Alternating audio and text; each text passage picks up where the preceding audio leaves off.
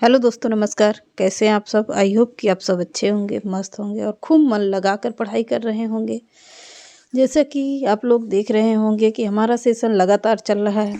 आप लोगों को लगातार बढ़िया से बढ़िया प्रैक्टिस देने की कोशिश कर रहे हैं। एक से एक बढ़कर नए नए प्रश्न लेकर आ रहे हैं। आप लोगों को कैसा लगता है हमारा सेशन? तो आप लोग कमेंट करिए, बताइए उसमें कि कौन सा सेशन आपको ज़्यादा अच्छा लगा, कहाँ पर कौन सा मिस्टेक हो रहा है, कौन सी क्लास सबसे बेस्ट लग रही है, जीके की है या आप लोगों के हिंदी की। हिंदी साहित्य में साहित्य अभी तो चल रहा है, बीच बीच में हम आप लोगों को क्या करेंगे, हिंदी व्याकरण का भी प्रैक्टिस देंगे।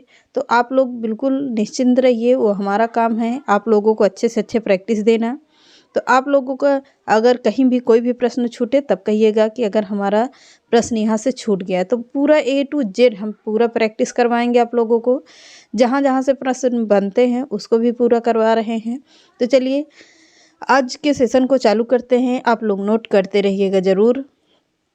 तो पहले आज के सेशन का पहला प्रश्न देखिए। जिमी लोड बिलित जई पाणी अय तिमि धरणी चित्त लई चित्त कथन किसका पूछ रहा है? तो स्क्रीनशॉट भी ले लीजिएगा, यहाँ से प्रश्न बन सकता है। कौन सा होगा? जिमी लोड बिल जई पाणी एहि तिमि धरणी लई चित्त, यह कथन किसका है? कड़हप्पा का है। किसका होगा? कड़हप्पा का है। आगे देखिए। गंगा जमुना माझे वही रे नाई है, उक्ति कथन किसका पूछ रहा है? तो यह कथन किसका होगा? डोम्भीपा का है। किसका? डोम्भीपा का होगा। आगे देखिए।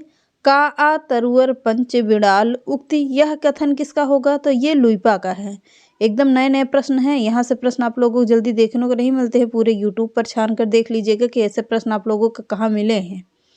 पूरा सिद्ध करके दे रहे हैं कि यूट्यूब पर भी ऐसे प्रश्न आप लोगों को कहीं भी देखने को नहीं मिलेंगे कि ये प्रश्न कहाँ कहाँ से आए हैं और कहाँ कहाँ से हमने बनाया हुआ है। वैसे ही प्रश्न आप लोगों से पूछता भी है कंपटीशन में।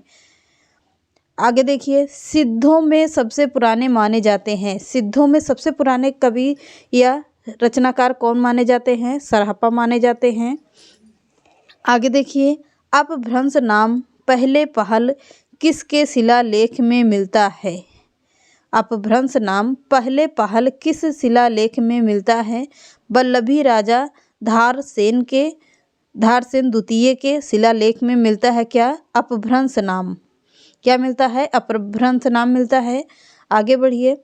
उस समय जैसे गाथा या गाहा कहने से प्राकृत का बोध होता था, वैसे ही दोहा या दूहा कहने से अपभ्रंश का होता है। यह कथन किस लेखक का है? किस लेखक का पूछ रहा है? तो यह कथन किस लेखक का होगा? यह कथन है रामचंद्र शुक्ल का है। बिल्कुल नए प्रश्न हैं, नोट करते रहिए। आगे देखिए। एकदम आराम से पढ़ा भी रहे हैं आप लोगों को। देसी नाम माला किसकी रचना है? तो देसी नाम माला अगर पूछता है कि देसी नाम माला किसकी रचना है, यह है हेमचंद्र की रचना। किसकी होगी? हेमचंद्र की रचना है। नोट करिए इसको फटाफट से आप लोग। आगे बढ़िए फिर। हजारी प्रसाद द्विवेदी विश्वनाथ प्रसाद मिश्र। प्रश्न देखिएगा ध्यान से। हजारी प्रसाद द्विवेदी, विश्वनाथ प्रसाद मिश्र तथा चंद्रबली पांडे ने रासों की उत्पत्ति मानी है। किससे रस की उत्पत्ति मानी है? तो रासक शब्द से रस की उत्पत्ति मानी है। आगे देखिए। अब यहाँ से प्रश्न बनेगा क्या? अब यहाँ से है पश्चिमी हिंदी को यानी कि बोलियों से है, कौन सी किस राज्य की भाषा है ये? पहले यहीं से शुरुआत करते हैं। हम कह रहे हैं कि पूरा आप लोगों के ए टू जेड प्रैक्टिस देंगे, कहाँ से कौन कौन सा प्रश्न बनता है। तो अब हम इसके बाद हिंदी की बोलियों से प्रश्न हल कर रहे हैं। पश्चिमी हिंदी की कितनी बोलियां हैं? अब पूछ रहा है प्रश्न कि पश्चिमी हिंदी की कितनी बोलियां हैं? तो पश्चिमी हिंदी की 5 बोलियां हैं। कौन कौन सी हैं? इसको हम लोग पढ़ा भी चुके हैं, हमने पढ़ा भी चुका है और आप लोगों ने पढ़ा भी है और इसमें से आप लोग कुछ मिल भी रहे हैं। आगे इसके प्रैक्टिस में पूरा रखा हुआ है।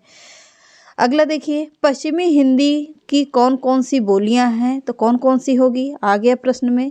खड़ी बोली है या कौरवी है, ब्रज भाषा है, हरियाणवी है, बुंदेली है या कन्नौजी है। कितनी भाषा हो गई? 5 भाषाएं हो गई। कौन सी? खड़ी बोली हो गई या कौरवी जिसे कहते हैं, ब्रज भाषा, हरियाणवी, बुंदेली और कन्नौजी, ये 5 बोलियां हो गई। आगे देखिए, पूर्व हिंदी की कितनी बोलियां हैं? तो अब पश्चिमी हिंदी को पूछ रहा है, पश्चिमी हिंदी की अलग लिख लीजिएगा, पूर्वी हिंदी की अलग लिख लीजिएगा। खड़ी बोली या कौरवी, ब्रजभाषा, हरियाणवी, बुंदेली और कन्नौजी, ये 5 बोलियां किसकी हो गई? पश्चिमी हिंदी की हो गई। पूर्व हिंदी की कितनी बोलियां हैं? तो 3 बोलियां हैं। कौन कौन सी हैं? अवधी, बघेली और छत्तीसगढ़ी। पूर्व हिंदी की कितनी बोलियां? 3 बोलियां हैं, अवधी, बघेली, छत्तीसगढ़ी, तीनों बोलियां याद हो गई। अब आगे देखिए, राजस्थानी हिंदी का कितनी बोलियां हैं? राजस्थानी हिंदी की कितनी बोलियां हैं? कितनी होंगी? 4 बोलियां हैं। कौन कौन सी हैं राजस्थानी हिंदी की 4 बोलियां? लिख लीजिए, मारवाड़ी, जयपुरी, मेवाती और मालवी। मारवाड़ी, जयपुरी, मेवाती और मालवी, ये 4 बोलियां कहाँ की हो गई? मारवाड़ी, जयपुरी, मेवाती, ऐसे ही करके याद कर लीजिएगा तो कहाँ की हो जाएंगी? राजस्थान की हो जाएंगी। आगे देखिए, पहाड़ी हिंदी को कितने भागों में बांटा गया है? तो पहाड़ी हिंदी को कितने भागों में बांटा गया है? पहले इसको देखते हैं। पश्चिमी पहाड़ी और मध्यवर्ती पहाड़ी, कुमायूनी तथा गढ़वाली, यानी कि 2 भागों में मेन माना जाता है, पश्चिमी पहाड़ी और मध्यवर्ती पहाड़ी, और कुमायूनी तथा गढ़वाली इसको माना जाता है, अलग अलग उसमें नाम रखा जाता है। आगे देखिए, बिहारी में हिंदी की कितनी बोलियां हैं? तो बिहारी में हिंदी की 3 बोलियां हैं। कौन कौन सी है? मगही, भोजपुरी और मैथिली। बिहारी में हिंदी की कितनी बोलियां? 3 बोलियां। कौन कौन सी? मगही, भोजपुरी और मैथिली, तीनों बोलियां याद हो गई। आगे बढ़िए, भाषा के लिए हिंदी शब्द का प्राचीनतम प्रयोग कहाँ मिलता है? तो भाषा के लिए हिंदी शब्द का प्राचीनतम प्रयोग मिलता है कहाँ पे? सरफुद्दीन के जफरनामा में। किसमें? सरफुद्दीन के जफरनामा में भाषा के लिए 3 शब्द का प्राचीनतम प्रयोग मिलता है। इतना याद हुआ। आगे बढ़िए, हिंदी का वास्तविक आरंभ कब से माना जाता है? तो हिंदी का वास्तविक आरंभ माना जाता है 1000 ईस्वी से। कब से माना जाता है? 1000 ईस्वी से माना जाता है।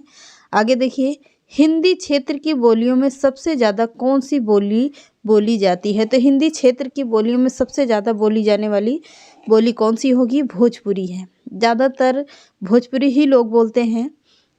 आगे देखिए, साहित्यिक दृष्टि से हिंदी भाषा की सबसे महत्वपूर्ण बोली कौन सी है? बिल्कुल अच्छे प्रश्न हैं। साहित्यिक दृष्टि से हिंदी भाषा की सबसे महत्वपूर्ण बोली कौन सी होगी? ब्रजभाषा है। कौन सी? ब्रजभाषा है। अगला देखिए प्रश्न, ताजुबेकिस्तान में कौन सी हिंदी बोली जाती है? तो एक ऐसा शहर है जहाँ पर कौन सी भाषा बोली जाती है, यानी कि हमारी यूपी की भाषा, हमारे भारत की भाषा बोली जाती है। कौन सा देश है वो? ताजुबेकिस्तान। ये कहाँ पर है? पाकिस्तान के आसपास ही है, उतना तो अभी याद नहीं है। तो पर यहाँ पर कौन सी बोली जाती है? ब्रज भाषा बोली जाती है। और एकमात्र ऐसा देश है जहाँ पर खड़ी बोली बोली जाती है। कौन सा देश है वो? मॉरिशस, जो हमारे भारत की खड़ी बोली बोलता है, यानी कि हिंदी बोलता है, वो मॉरिशस है। आगे बढ़िए, भारत के बाहर सबसे ज़्यादा अवधी कहाँ पर बोली जाती है? सबसे ज़्यादा अवधी कहाँ बोली जाती है? फिजी में बोली जाती है। भारत के बाहर है, वहाँ पर अवधी बोली जाती है, कहाँ पर? फिजी में है। हिंदी का समाचार पत्र, पहला समाचार पत्र कौन है? उदंत मार्तंड है। कई बार मैंने अभी 2-3 वीडियो में रटवा दिया है। आगे बढ़िए, अशोक के समय राजकाज की भाषा क्या थी? तो अशोक के समय सबसे ज़्यादातर पाली भाषा का प्रयोग करते थे अशोक। कौन सी भाषा का? पाली भाषा का प्रयोग किया है। आगे देखिए, मोहम्मद गोरी से लेकर अकबर तक राजकाज की भाषा क्या थी? मोहम्मद गोरी से लेकर अकबर तक के राजकाज की भाषा कौन सी थी? हिंदी बोली थी। कौन सी होगी? हिंदी होगी। आगे देखिए,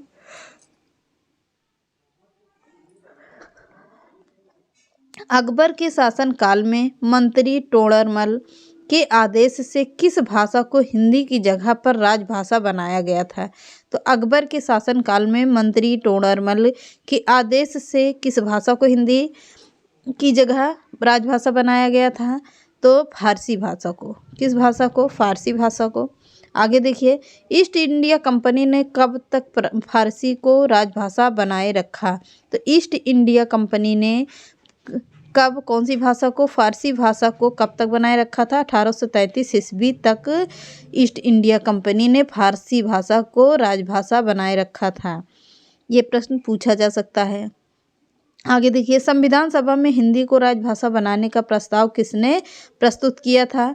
तो संविधान सभा में राजभाषा को हिंदी को राजभाषा बनाने का प्रस्ताव गोपाल स्वामी अयंगर ने रखा था। किसने? गोपाल स्वामी अयंगर का है।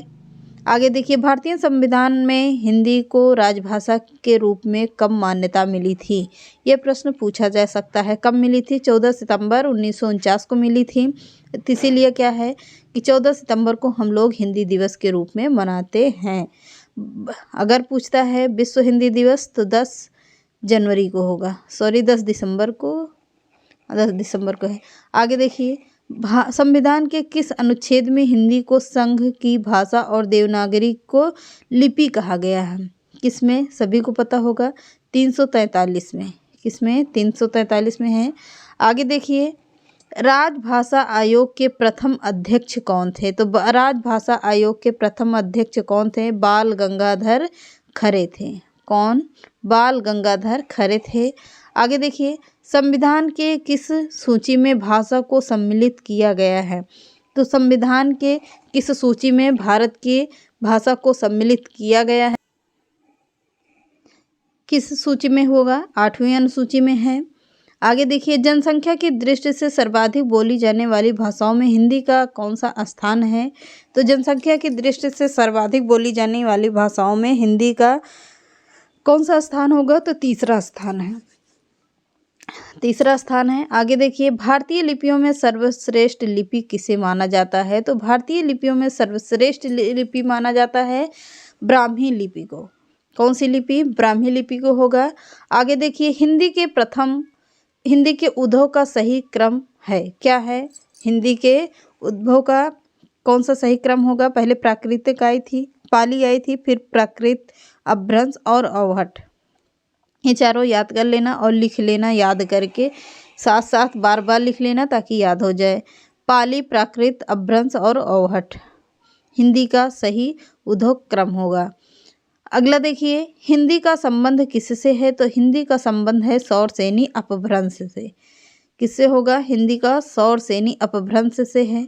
आगे देखिए, अपभ्रंश को पुरानी हिंदी किसने कहा है? तो अपभ्रंश को पुरानी हिंदी चंद्रधर शर्मा गुलेरी ने कहा है। आगे देखते हैं, सौरसेनी अपभ्रंश में किस उपभाषा का विकास हुआ है? तो सौरसेनी अपभ्रंश में सबसे ज़्यादा राजस्थानी उपभाषा का विकास हुआ है। आगे देखिए, साहित्यिक अपभ्रंश को पुरानी हिंदी किसने कहा था? तो साहित्यिक अपभ्रंश को पुरानी हिंदी आचार्य रामचंद्र शुक्ल ने कहा था। आगे देखिए, खड़ी बोली हिंदी में सर्वप्रथम रचना करने वाले कवि किसे माना गया है? खड़ी बोली हिंदी में सर्वप्रथम रचना करने वाले कवि किसे माना गया है? तो अमीर खुसरो को माना गया है। आगे देखिए, चंद्रधर शर्मा गुलेरी ने किसको पुरानी हिंदी का प्रथम कवि माना है? तो चंद्रधर शर्मा गुलेरी ने किसको पुरानी हिंदी का प्रथम कवि माना है? राजा मुंज को माना है। किसे? राजा मुंज को माना है। देवनागरी लिपि की उत्पत्ति किससे हुई? तो देवनागरी लिपि की उत्पत्ति हुई थी ब्राह्मी लिपि से। आगे देखिए, तुलसी रचित विनय पत्रिका की भाषा क्या है? वेरी इंपॉर्टेंट प्रश्न है। आगे का प्रश्न है, तुलसी द्वारा रचित विनय पत्रिका की भाषा क्या है? ब्रजभाषा है। आगे देखिए, मैथिली का विकास किस अपभ्रंश से माना जाता है? तो मैथिली का विकास मागधी अपभ्रंश से माना जाता है। आगे देखिए, फोर्ट विलियम कॉलेज की स्थापना हुई थी, कहाँ पर हुई थी? फोर्ट विलियम कॉलेज की स्थापना हुई थी कोलकाता से। कहाँ से हुई है? कोलकाता से हुई है। तो चलिए, आज ये रहे टॉप प्रश्न, बिल्कुल आप लोग नोट कर लीजिएगा। बहुत ही अच्छे अच्छे प्रश्न हैं, एक से बढ़ के एक हैं, तो नोट जरूर कर लेना। तो चैनल पसंद आए तो लाइक, सब्सक्राइब एंड शेयर कर दीजिएगा। नमस्कार।